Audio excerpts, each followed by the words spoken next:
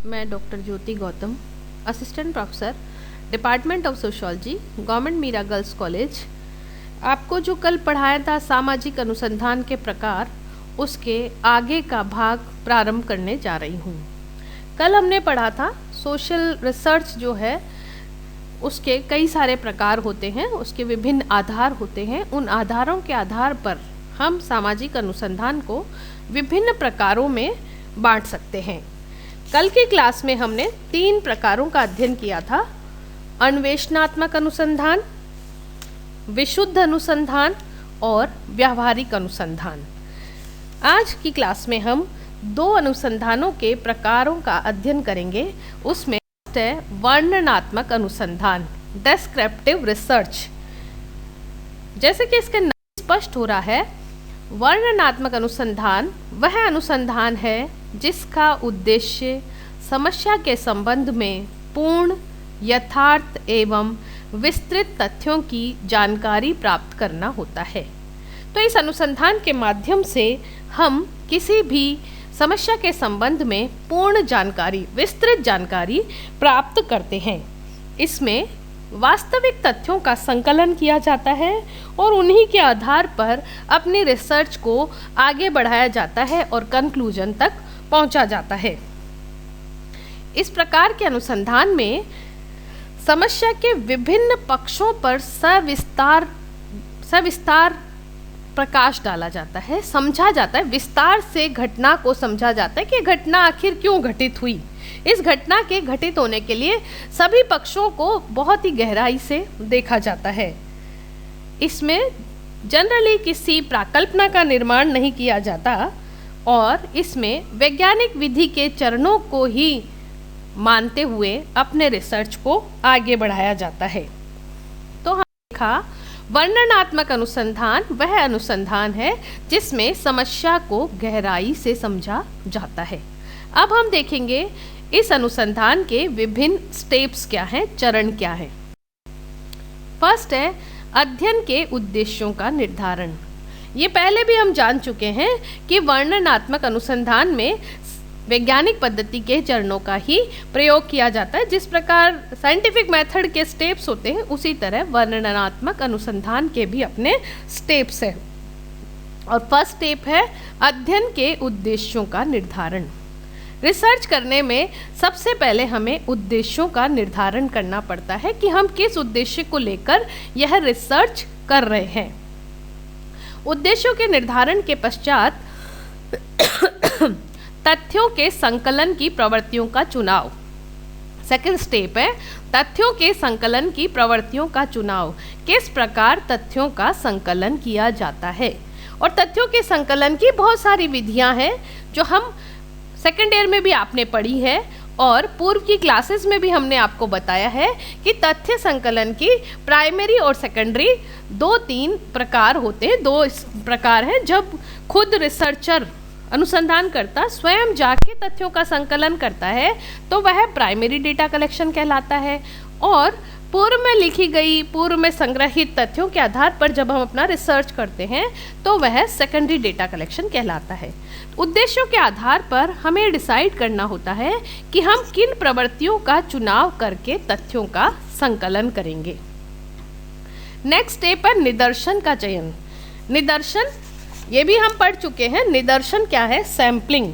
Sample क्या लेंगे हम? सैंपल किस में से लेंगे? तो जब हम समस्त में से कुछ इकाइयों का चुनाव करते हैं तो वह निदर्शन कहलाता है। हमें रिसर्च करते समय ये ध्यान रखना है कि हमें कौन से निदर्शन का चयन करना है, कि को हमारे उत्तरदाता कौन होंगे। नेक्स्ट स्टेप है सामग्री का संकलन तथा परीक्षण। जब हम उद्देश्यों का निर्धारण कर चुके हैं, अपनी इकाइयों का निर्धारण कर चुके हैं, अपनी तथ्य संकलन की प्रवृत्तियों का निर्धारण कर चुके हैं, तो अब हमें सामग्री का संकलन करना है। जिन तथ्यों को हमें अपने अनुसंधान में देखना है, उसी के आधार पर अपनी सामग्री को हम संकलित करते हैं। एंड लास्ट स्टेप है परिणामों का विश्लेषण।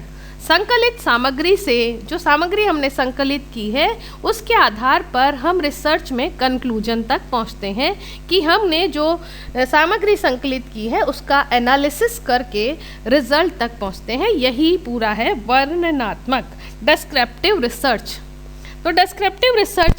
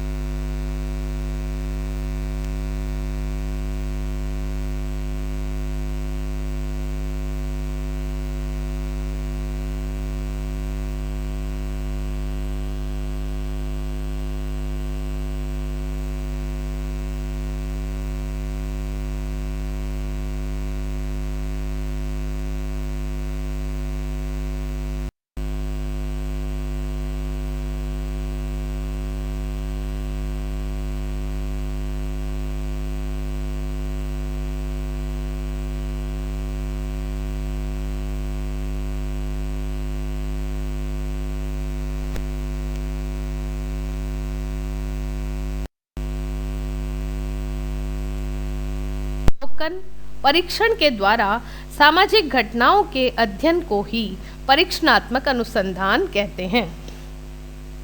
चेपिन भी कहते हैं। चेपिन के अनुसार समाजशास्त्रीय अनुसंधान में परीक्षणात्मक प्ररचना की अवधारणा नियंत्रण की दशाओं के अंतर्गत निरीक्षण द्वारा मानवीय संबंधों के व्यवस्थित अध्ययन की ओर संकेत करती है।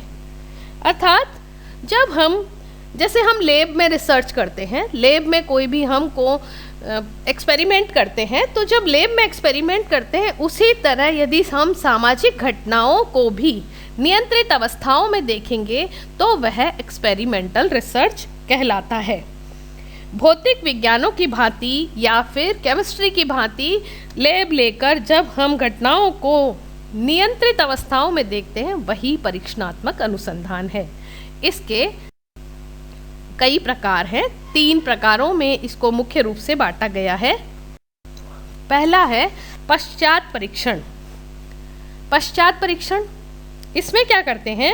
इसमें सबसे पहले समान विशेषताओं और प्रकृति वाले 2 समूहों का चुनाव किया जाता है।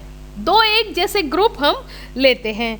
इनमें से एक ग्रुप को नियंत्रित ग्रुप कहते हैं और दूसरे को परीक्षणात्मक ग्रुप के नाम से, एक्सपेरिमेंटल ग्रुप के नाम से जाना जाता है।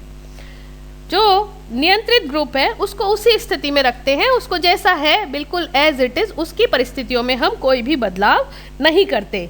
लेकिन जो हमारा एक्सपेरिमेंटल ग्रुप है उसकी परिस्थितियों को बदल देते हैं। उसको हम वह सब चीज़ें वह कारक, जिस कारक का हम प्रभाव देखना चाहते हैं उसमें परिवर्तन कर देते हैं।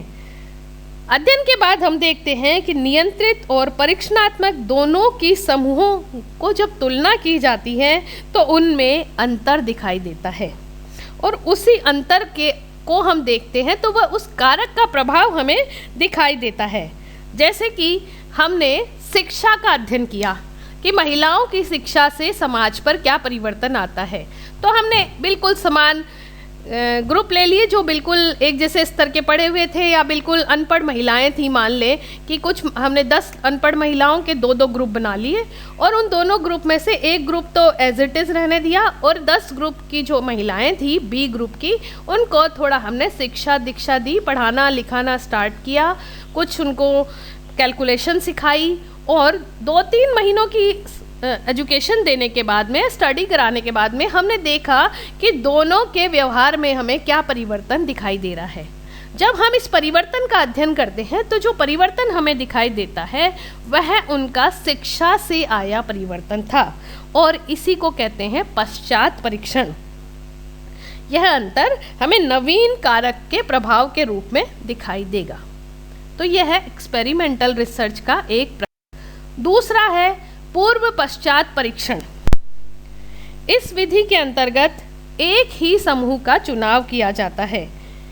यहाँ इस समूह का अध्ययन विभिन्न अवधियों में किया जाता है। एक पहले अध्ययन किया जाता है और एक बाद में अध्ययन किया जाता है। यहाँ भी मैं वापस यदि वही एग्जाम्पल लेना चाहूँ शिक्षा का ही, तो इसमें हमें सिर्फ 10 महिलाओं का एक ही ग्रुप लेना है। इस ग्रुप का हम पहले पूरे व्यवहार का, उनके सामाजिक आर्थिक परिस्थिति का, सभी का अध्ययन कर लेंगे और कुछ समय उनको एजुकेशन देने के पश्चात उसी ग्रुप का पुनः अध्ययन किया जाता है। तो यह कहलाता है पूर्व पश्चात परीक्षण। इस विधि के अंतर्गत एक ही समूह का चुनाव किया जाता है और इस समूह का अध्ययन अलग अलग अवधियों में किया जाता है। पूर्व एवं पश्चात किए गए अध्ययन के आधार पर नवीन कारक के प्रभाव को मापा जाता है। तो यह कहलाता है before after experiment. Experimental research का अगला टाइप है ऐतिहासिक तथ्य परीक्षण, एक्स पोस्ट फैक्ट एक्सपेरिमेंट। जब हम अतीत से संबंधित तथ्यों का या किसी ऐतिहासिक घटना का अध्ययन करते हैं तो इस विधि का प्रयोग किया जाता है। इस विधि का प्रयोग करते हुए प्राचीन अभिलेखों के भिन्न भिन्न पक्षों का तुलनात्मक अध्ययन किया जाता है और हम ये महत्वपूर्ण निष्कर्ष निकालते हैं कि ये विभिन्न घटनाएं यहाँ पर क्यों घटित हुई और यह विभिन्न घटनाएं वहाँ पर घटित क्यों नहीं हुई। ये जब तुलना की जाती है, इस तुलना के आधार पर हम कंक्लूजन तक पहुँचते हैं। अभिलेखों की तुलना में महत्वपूर्ण परिणामों का मापन संभव हो जाता है। इस विधि के द्वारा अध्ययन हेतु सामान्यतः 2 ऐसे समूहों का चुनाव किया जाता है जिनमें से एक समूह ऐसा होता है जहां वह घटना घटित हुई है और एक समूह ऐसा होता है जहां वह घटना घटित नहीं हुई है। इन दोनों समूहों को पुरानी परिस्थितियों के तुलनात्मक अध्ययन के आधार पर यह जानने का प्रयास किया जाता है कि यह घटना उस समूह विशेष में ही क्यों घटित हुई। वे कौन सी परिस्थितियां थी जिसके कारण ये घटना घटित हुई। तो इस विधि के माध्यम से ऐतिहासिक घटना चक्रों का पता लगाकर वर्तमान अवस्थाओं या वर्तमान घटनाओं के कारणों की खोज की जाती है। तो इस प्रकार हमने देखा कि परीक्षणात्मक अनुसंधान क्या है कि सामाजिक परिस्थितियों को नियंत्रित अवस्था में रखकर एक लैब के माध्यम से, जैसा कि साइंसेज में होता है, नेचुरल साइंसेज में एक लैब में हम स्टडी करते हैं, उसी तरह सोशल साइंस को भी नियंत्रित परिस्थितियों में रखते हुए विभिन्न सामाजिक घटनाओं का जब अध्ययन किया जाता है तो वह एक्सपेरिमेंटल रिसर्च कहलाता है। और इसके विभिन्न प्रकारों का भी हमने अध्ययन किया, पश्चात परीक्षण, पूर्व पश्चात परीक्षण, ऐतिहासिक तथ्य परीक्षण। तो हम पढ़ रहे हैं सामाजिक अनुसंधान के प्रकार और इन विभिन्न प्रकारों में अब तक हमने 5 प्रकारों के बारे में अध्ययन किया है। कल की क्लास में और आज की क्लास में हमने पढ़ा है अन्वेषणात्मक अनुसंधान, एक्सप्लोरेटरी रिसर्च, जिसमें नवीन ज्ञान का अध्ययन किया जाता है। विशुद्ध अनुसंधान, ज्ञान के लिए ज्ञान, सिर्फ जिसमें ज्ञान को देखा जाता है कि हमारे ज्ञान में कैसे वृद्धि होगी। नेक्स्ट है व्यावहारिक अनुसंधान, अप्लाइड रिसर्च, जो रिसर्च हमने किया है उसको लोगों के जीवन में कैसे उन्नत बनाने में हम योगदान दे सकते हैं, हमारी रिसर्च का लोगों के जीवन की उन्नति, प्रोग्रेस में कैसे फ़ायदा होगा, वे है अप्लाइड रिसर्च। एंड आज की क्लास में हमने पढ़ा वर्णनात्मक अनुसंधान, डिस्क्रिप्टिव रिसर्च। डिस्क्रिप्टिव रिसर्च में समस्याओं की गहराई से पूर्ण यथार्थता के साथ में जानकारी हासिल की जाती है और इसके अंदर वही सारे स्टेप्स फॉलो किए जाते हैं जो साइंटिफिक रिसर्च में किए जाते हैं, वैज्ञानिक विधि के अंतर्गत किए जाते हैं। और आज हमने एक एक्सपेरिमेंटल रिसर्च के बारे में भी जाना, परीक्षणात्मक अनुसंधान, जब सामाजिक परिस्थितियों को, सामाजिक घटनाओं को नियंत्रित अवस्था में अध्ययन किया जाता है तो वह कहलाता है एक्सपेरिमेंटल रिसर्च। और इसके 3 टाइप्स के बारे में पढ़ा, पश्चात परीक्षण, आफ्टर एक्सपेरिमेंट, पूर्व पश्चात परीक्षण, बिफोर आफ्टर एक्सपेरिमेंट, ऐतिहासिक तथ्य परीक्षण, x post fact experimental research, जिसके अंदर विभिन्न घटनाओं को देखा जाता है। चूँकि रिसर्च वाला पेपर बहुत ही इंटरेस्टिंग है और इसमें जब सामाजिक परिस्थितियों में, सामाजिक घटनाओं में या समाज में होने